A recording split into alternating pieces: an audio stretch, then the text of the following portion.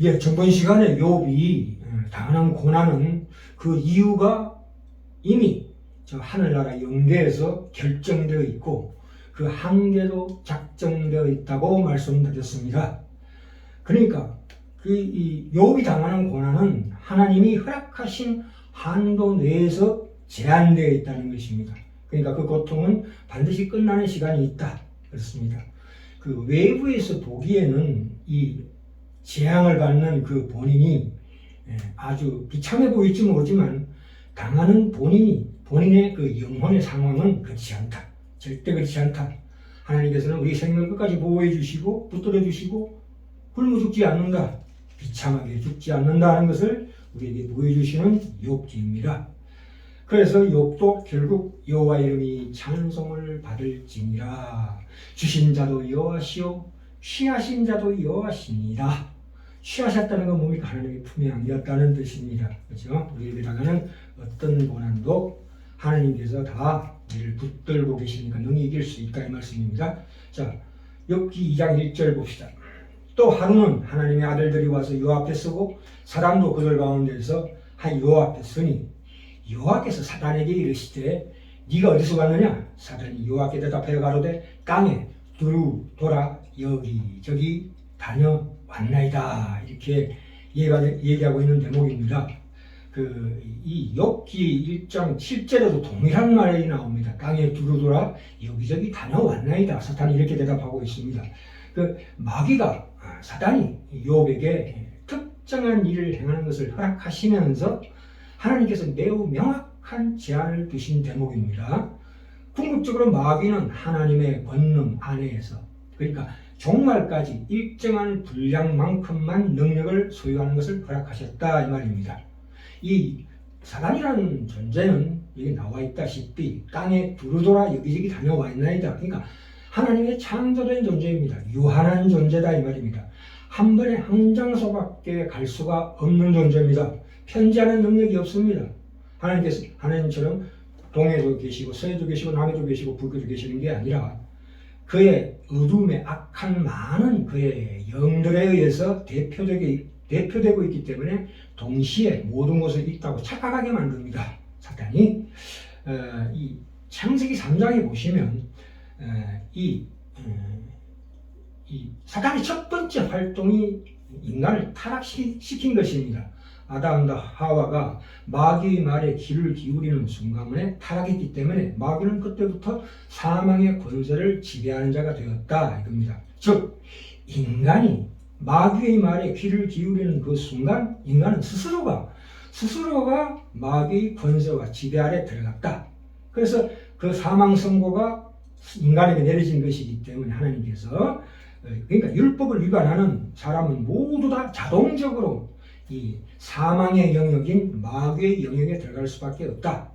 그러니까 마귀는 사단은 끊임없이 이 사망의 권세를 자기 소유라고 주장하는데 그렇지 않습니다. 히브리서 2장 14절에 보시면 자녀들은 혈육에 함께 속하였음에 우리 주 예수 그리스도 그도 또한 한 모양으로 혈육에 함께 속하심은 사망으로 말미암아 사망의 세력을 잡은 자 곧 마귀를 없이 하시며 꼼짝 마라 이겁니다. 꼼짝 마라. 네가 능력을 하나님께서 원하시는 그 한도 안에서 그를 종으로 부리시는 그런 상황을 얘기하고 있습니다. 그렇죠? 그렇기 때문에 우리는 그 한계가 정해져 있다는 것을 정확하게 아셔야 합니다. 지금 사탄이 시험하는 대목입니다. 욥을. 그래서 이 사탄이 시험하는 대목에서 분명히 사탄은 어떤 일을 하냐면 대적하는 자지요. 하나님과 우리 사이를 떼어내는 역할을 합니다. 그런데 하나님이 욥을 붙드십니다. 그러니까 이 2장 여기까지만 사단이 너 여기까지 하고 들어가 이렇게 됩니다. 그래서 그 뒤로부터는 사단이 나오지 않습니다. 이제 사단의 역할은 여기까지예요. 그래서 하나님은 계속 우리를 계속 잡고 나가시는 거죠. 그것이 말하자면 이제 욥이 당한 재난의 성격입니다. 우리도 다 그와 같습니다. 하나님께서 왜 욥에게 이런 재난을 허락하시는가? 우리 항복을 목적하고 계신다는 거지요. 우리 항복. 하나님의 이 고집을 방해할 수 있는 것은 아무것도 없다. 자, 우리가 이 말씀에 나오는 이 대목이, 말씀의 내용의 뜻이 뭐냐면 계시인데, 계시의 내용이 뭐냐면 하나님이 누구신가 하는 것을 밝히 보여주시기 위해서 이 욥을 통해서 이런 재난을 허락하시는 겁니다. 우리가 보통 알다시피 예언이라, 예언의 말씀이거든요. 이 성경 말씀은 예언이라는 것은 세상적인 단어로 보자면은 앞날을 아는 것 정도입니다. 이건 점쟁이가 앞날을 안다. 물론 어느 정도 알 수는 있겠지요. 어떤 정보적인 차원을 얘기하지만 성경에서 예언의 말씀이라는 것은, 예언이라는 것은 뭐냐면 앞날에 대해서 그것이 결정권을 갖고 계신 자가 누구냐? 하나님이시다 이 말입니다. 그 결과를, 예언의 결과를 만들어낼 수 있는 힘을 가진 자 하나님, 가지신 분 하나님, 이렇게 얘기하고 있습니다. 그렇죠? 그렇기 때문에 자, 이쯤에서 창세기 3장에 가시면 이제 우리 선악과와 선과학을 알게 하는 나무와 생명나무를 두 개 놓고 하나님께서 인간을 하여금 고르게 하십니다. 창세기 3장 가보시요. 3장 1절부터 7절에 보시면 여자가, 하와가 그 나무를 본즉 먹음직도 하고 보암직도 하고 지혜롭게 할 만큼 탐스럽기도 한 나무인지라. 그렇죠. 하나님께서 따먹을 수 있는 장소에 두셨다. 이게 중요한 겁니다. 다만 하나님께서 그것을 하지 말라 하는 명령 권위 아래에 그 나무를 두셨다. 선악과 나무를 두셨다. 그러니까 인간에게 선택권을 주신 거죠. 말하자면 본인이, 인간 스스로가 무엇이든지 선택하고 결정할 수 있는 권리를 가진 존재로 우리를 두셨다는 것이 가장 중요한 대목입니다. 그렇지 않습니까? 그것은 하지 말라는 명령 아래에 있는 권리입니다.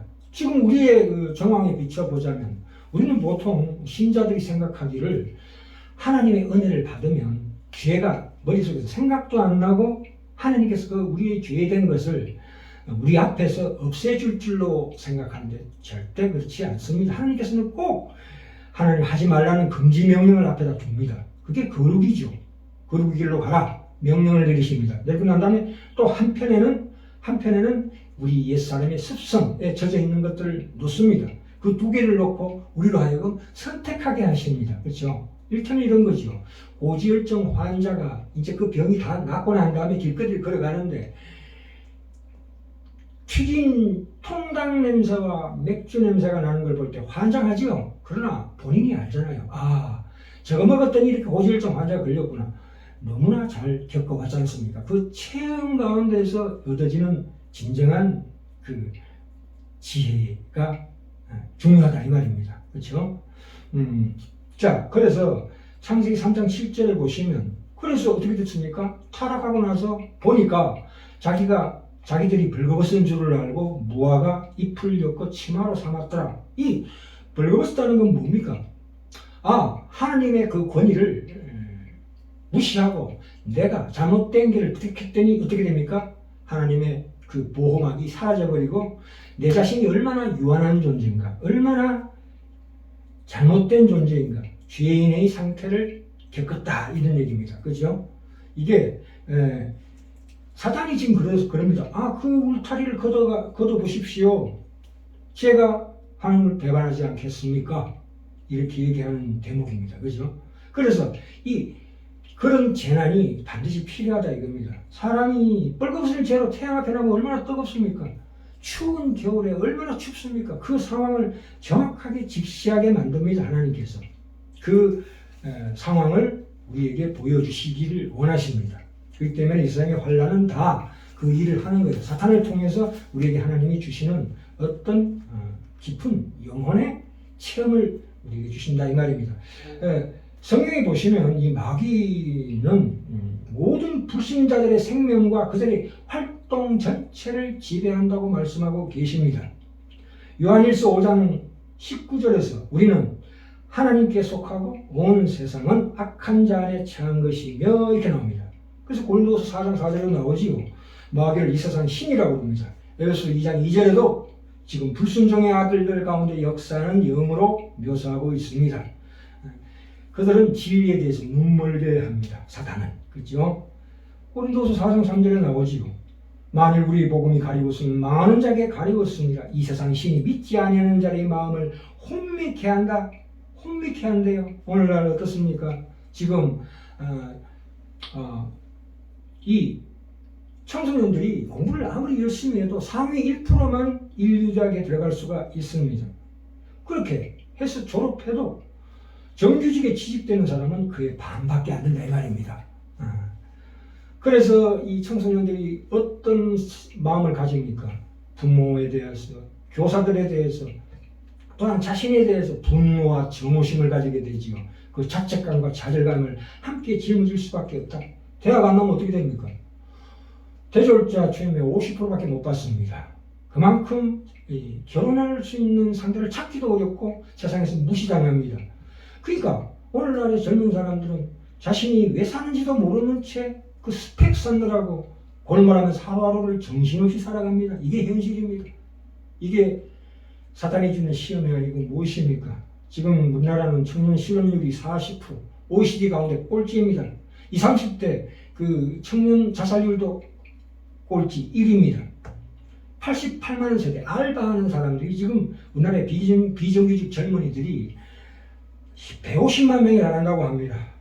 높은 집값 때문에 결혼도 못하고 결혼을 하더라도 교육비 때문에 애 놓는 것을 갖다가 못합니다. 지금 상황이. 그렇죠. 저도 과거에 이력서 100통 써봤습니다만 요즘 애들 다 그렇게 고통받고 있습니다. 자살이 세계 1위입니다.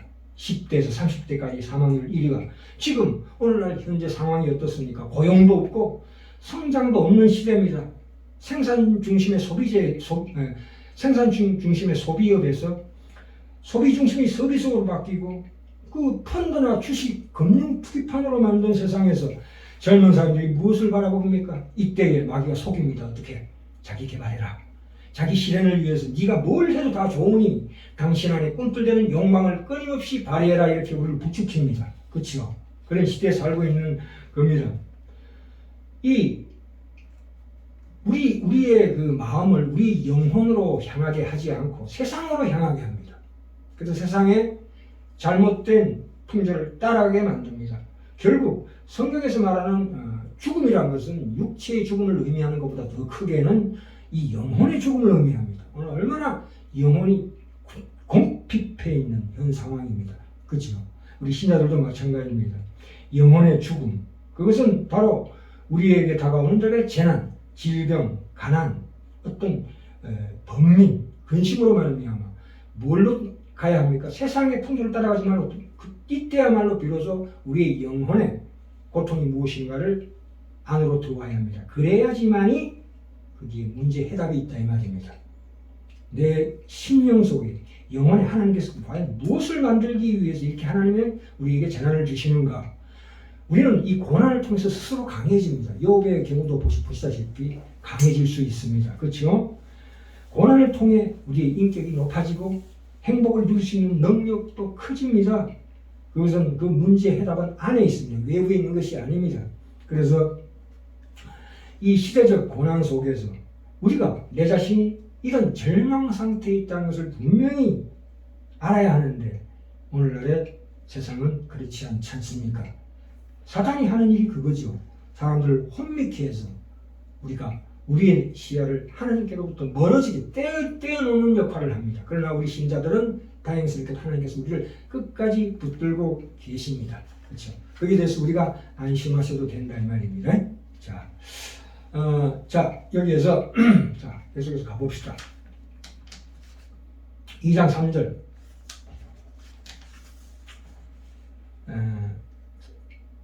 그러니까 2장 3절에 네가 까닭없이 그를 치게 하시도 그가 오히려 자기의 순전을 지켰느니라 이렇게 말하고 있습니다. 그렇죠? 하나님께서 고난을 허락하시고 이 고난 가운데서 인간의 가치를 깨닫게 하신다 이 말씀입니다. 그죠? 그러나 욥은 그가 오히려 굳게 지켰느니라 이렇게 말하고 있습니다. 이 고린도서 10장 13절에 사람이 감당할 시험 밖에는 너희에게 당한 것이 없나니 오직 하나님은 미쁘사 너희가 감당치 못할 시험은 당함을 허락지 아니하시고 시험 당할 점에 또한 피할 길을 내사 너희로 능히 감당케 하시느니라 이렇게 말씀하고 계십니다.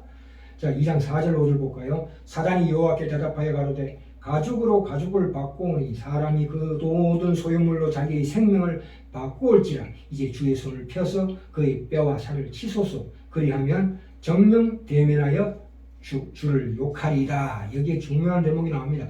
가죽으로 가죽을 바꾸오니 라는 말인데 이것은 무슨 말씀이냐면 보세요. 가죽으로 가죽을 바꾸오니라는 말이 무슨 뜻이냐면 사단이 영물인데 인간의 타락의 본성을 치고 들어온다 이 말입니다.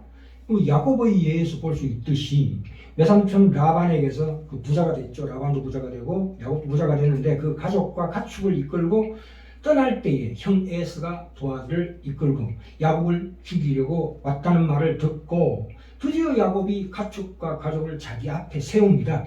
뭡니까? 자기 생명을 보호하고자 했던 것처럼 인간 본성의 민낯의 틈새를 파고드는 사단이다 이 말입니다. 그렇죠? 오늘날 이런 예가 얼마나 많습니까? 김정은이가 자기 형 김정남을 죽이는 것이나 그렇죠? 인간이 최고의 가치라고 자부하는 본성 그것이 무엇입니까? 부모 자식 간의 사랑, 형제 간의 사랑이죠. 모성애 같은 것이죠. 그러나 하나님의 아가페 사랑 안에서만 가능한 그 사랑이 하나님의 소나기를 벗어났을 때는 그것은 큰 시험거리가 되는 거예요. 이런 것들을 사단이 꿰뚫어보고 시험할 수 있다는 것이 참으로 놀랍습니다. 그래서 우리가 셰익스피어 사대 비극에 보시면 리오 왕 같은 경우에도 세 딸이 있는데 두 딸이 자기 아버지를 쫓아내지 않습니까? 그렇죠? 그리고 셋째 딸, 막내딸 이 리오 왕을 사랑하는 막내딸을 죽이지 않습니까? 형제간에 혈기 벌어집니다. 참 거기에서 이 리오 왕이 얼마나 통곡하다가 나중에 비참하게 죽지 않습니까? 다윗도 마찬가지죠. 압살롬 자기 아들이 자기를 쫓아내고 자기 형 암논을 죽이고 그래서 서로 죽이고 죽이는 사륙의 그런 역사가 있지 않습니까? 참으로 하나님 안에 있지 않는 어떤 사랑도 그러니까 내 한 생명이 세상의 모든 생명 자식까지도 내 생명과는 견줄 수 없다는 것이 인간의 본성입니다. 그죠? 이것을 구체적으로 말하는 것이 무엇입니까? 바로 이 말씀이죠. 가죽으로 가죽을 바꾸니 라는 말입니다. 그러니까 욥이 자기의 생명이 다 치우지 않기 위하여 다른 모든 것들의 가족 그러니까 그의 가축들과 그의 종들과 그의 자녀들과 그 가족들을 내버렸다는 뜻입니다. 야, 그렇게 사단이 치고 있습니다. 소유물을 치소서 했다가 이제 뼈와 살을 치소서 이렇게 나옵니다. 그때 2장 6절에 하나님께서 사탄에게 이르시되 내가 그를 네 손에 붙이노라. 그러나 그의 생명은 해하지 말라. 그렇게 얘기하고 있는 대목입니다. 2장 7절 갑시다. 7절에 사단이 이에 여호와 앞에서 물러나서 욥을 쳐서 그 발바닥에서 정수리까지 악창이 나게 한지라 욥이 제 가운데 앉아서 기와 조각을 가져다가 몸을 벅벅 긁더니 이렇게 나옵니다. 제가 생각에는 이 악창이라는 것은 말하자면 요즘 말로 하자면 참 그 고통이 그렇게 많대요. 대상포진 같은 거라고 생각합니다. 의인이 이런 고난을 받는 것은 참으로 모순처럼 보일지 모르지만 분명히 그렇습니다. 고린도후서 4장 16절에 그런 말씀이 나옵니다. 그 사람은 부패하며 우리 속은 날로 새롭도다. 우리 잠시 발란 환란이래요. 잠시 발란 환란을 경한 것이 지극히 크고 영원한 영광의 중한 것을 우리에게 이루게 함이니라. 우리가 욥기를 보고 어떻게 이렇게 끔찍한 사고를 당하는가라고 생각할지 모르지만 지금 하나님은 욥을 사이에 두고 사탄과 변론하고 있어요. 그래서 이것은 하나님의 계시의 내용이 하나님의 예언의 말씀이에요. 이것은 흔한 일이 아닙니다. 세상에 이렇게 당할 세상이 흔치 않습니다. 이것은 우리에게 보여주시는 하나님의 계시의 상징입니다. 그렇게 이해하셔야 됩니다. 욥의 일생을 하나님의 계시의 일생이 계시 예언의 표준으로 삼은 거기 때문에 이 성경을 지키기 위해서 어쩔 수 없이 욥으로 하여금 이 고난을 당하게 하신 것입니다. 그래서 이해하시고 너무 비참하다 생각하지 마시기 바랍니다. 이런 상황은 흔치 않습니다. 왜요? 에녹 같은 경우도 막 하늘로 성천해서 죽지 않고 그것은 누구나 예수 믿으면 전부 죽지 않고 성천합니까? 그렇지 않습니다. 그것은 무엇을 상징합니까? 예수 그리스도의 부활, 기독 신자의 부활을 상징하는 계시 사건입니다. 하나님의 예언의 사건이기 때문에 우리가 그렇게 이해하셔야 합니다. 에스겔도 마찬가지로 자기 아내 죽었을 때 안 울었잖아요. 왜요? 하나님 울지 마라, 순종해라. 왜? 그 당시에는 이스라엘 민족들이 너무나 전쟁이 치열했기 때문에 예루살렘 성을 두고서 수많은 사람이 죽어나갔어요. 미국의 남북전쟁도 보십시오. 그 뭐 영화에도 보면은 뭐 그냥 대놓고 총 쏘면서 들어오는 벌판에 시체들이 즐비합니다. 전쟁을 통해서 사람이 많이 죽을지라도 그 유족들은 결코 울지 마라 한다는 하나님, 울지 말아야 한다는 하나님의 계시가 거기 숨어 있다 이 말입니다. 하나님께서는 그들의 생명을 취하신 분이죠. 왜요? 우리에게 주시는 하나님의 그 계시의 엄중함을 깨닫게 하시기 위해서 우리가 이해할 수 없는 그런 일을 하시는 것입니다. 그 깊은 하나님의 마음을 이해하셔야 합니다. 결국 그것이 나중에 예수 그리스도의 순환으로 오잖아요. 그것은 인간의 고통이 아니라 하나님의 고난이라고 전에 말씀드렸죠. 하나님의 고통을 겪고 있는 거예요. 같이 우리가 동행하시면서 그렇게 이해하셔야 합니다.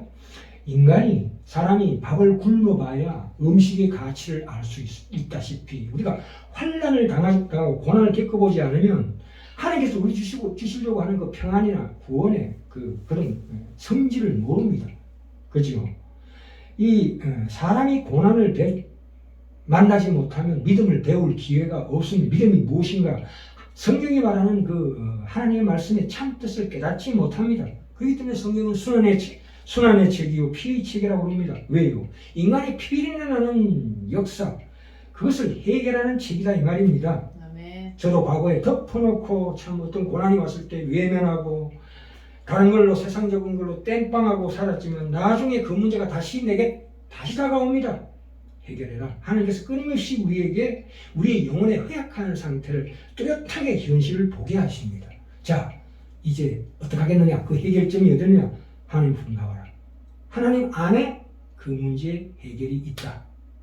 아멘. 바깥의 외부의 일이 중요한 게 아니라 외부의 일을 해결하는 것은 안에 손잡이가 안에 있잖아요. 내면 영혼의 문을 열면 그때 그 문제의 해답이 나온다는 뜻입니다. 자, 우리 마지막으로 욥은 절대 자기 문제를 어떤 이성적으로 관념적으로 쉽게 해결하지 않았습니다. 그럼 이 하나님 주신 이 재난이 과연 무엇일까? 왜 그러십니까? 하나님 왜 나의 재난을 없애주시지 않습니까? 라고 끊임없이 하나님께 아뢰고 있습니다.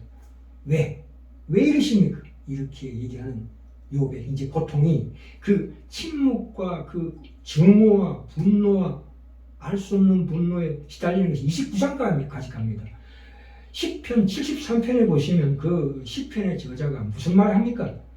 악인이 세상에 보니까 형통하고 의인이 고난받는 그런 난제를 계속 말해가다가 결론을 어떻게 냅니까? 내가 어쩌면 이를 알까 하여 생각한 적, 고통받고 고민하고 하나님께 계속 아뢰는 적, 내게 심히 곤란하더니 하나님의 성소에 들어갈 때야 비로소 저희 결국을 내가 깨달았나이다. 이렇게 나옵니다. 그 하나님의 지혜와 하나님의 그 능력과 하나님 우리를 향하신 그 깊은 사랑의 크고 깊은 그 사실을 드디어 해결했다. 이렇게 나옵니다. 그래서 사도 바울도 그러죠. 사람으로서 해결하기 어려운 선택 문제를 말하다가 마침내 그 고통 가운데서 무엇을 봤습니까? 깊도다 하나님의 지혜와 지식이 부여하며 그의 판단은 청량치 못할 것이며 그 길은 찾지 못할 것이로다. 라고 11장에 나오죠. 예. 아멘. 우리가 보통 일본을 정오합니다. 근데 정오하고 분노하는 것은 그것만 계속 그걸로만 세월을 보내면 그건 나약함의 표시일 뿐이에요. 복수는 극복입니다. 자기 회복의 필수 과정입니다. 거기서부터 출발해야 합니다. 진정한 복수는 뭡니까? 결의에 찬 기백이 있어야 합니다. 그것은 무슨 얘기냐? 우리가 내게 해를 가져다주는 상대방을 저주하고 정오하는 것으로만 세월을 보내면 안 됩니다. 그 가해자의 그 장점을 배워서 자신의 힘을 길러서 자신의 약점을 보완하려는 노력을 이제 시작해야 된다 이 말입니다. 그렇죠? 더 이상 내가 이 치욕을 당하지 않기 위해서 어떻게 해야 되는가? 어찌해야 되는가 하는 이 발부둥이야말로 가장 중요한 복수의 의미, 참 의미입니다. 그렇죠? 그래서 우리가 결국 마찬가지죠. 우리 역사적으로 볼 때도 일본도 그 미국의 동인도 함대 사령관 페리 제독에 의해서 강제로 개항당했습니다. 그것을 계기로 일본이 뭐라고 했습니까? 우리가 힘이 약하구나. 드디어 미국을 배우자 해서 끊임없이 배워서 2차 대전을 일으킨 강대국이 됐지 않습니까? 그렇죠? 복수의 힘을 어떻게 사용했습니까? 자기를 강하게 하는 걸로 키워나가는 거죠. 우리도 마찬가지죠. 일본에 의해서 강제로 우리가 침략당하고 개항됐습니다. 이럴 때 일본만 원망하고 저주하는 게 아니라 일본을 배워야 합니다. 그들이 왜 강해졌는가를 배우고 드디어 그런 내 힘이 강했을 때 그때야 비로소 일본을 향해서 평화를 부르짖고 함께 화합을 할 수 있는 더 큰 나라가 될 수 있다 이 말입니다. 우리도 마찬가지예요. 예를 이렇게 드렸지만 바울이 로마 감옥에 갇힘으로써 로마의 귀족과 그 왕가가 다 복음화됐지 않습니까? 그것이 좋은 계기가 된 거예요. 그런 고난과 재난이 기회가 된 거라고. 그죠? 네. 그렇기 때문에 우리가 이런 데서 배워야 합니다. 오죽했으면 중국도 이런 말을 합니다. 오랑캐들이 좋은 기술을 배워서 오히려 오랑캐들을 제압하자. 이렇게 나옵니다. 참 이런 대목을 우리가 깊이 명심해야 합니다. 그죠? 그래서 우리가 오늘날 우리의 모든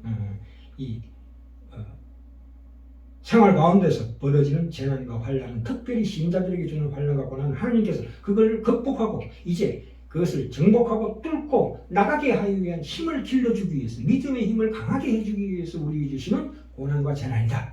드디어 하나님의 영광을 발견하는 때가 옵니다. 우리 살아있을 때라서. 그죠? 순간순간 하나님께서 그런 예언의 말씀을 주시고 우리 힘을 주십니다. 네가 누구냐? 이겁니다. 너는 나의 피조물이지만 나와 함께 이 세상을 함께 경영할 자다. 그러니까 알아야 한다. 이런 것들을 다 체험해야 된다. 그래야 다스릴 수 있는 온전한 제사장이 된다. 제사장이라는 게 뭐예요? 세상과 하나님을 중재하는 자는 세상도 알아야 되고 하나님도 알아야 되고 두 가지를 다 알아야 된다. 세상의 비참함과 어떤 고난과 재난 이것들이 왜 일어나는가를 본인이 체험으로서 알아야 돼. 체육해야 된다 이거예요. 그냥 지식으로 아는 정도가 아니라 그래서 깊이 체험하고 나서야 비로소 하나님과의 관계 정상화에 기여할 수 있는 진정한 하나님의 일꾼이 된다 이 말입니다. 그래서 이런 말씀을 통해 앞으로 우리가 하나님과 동행하는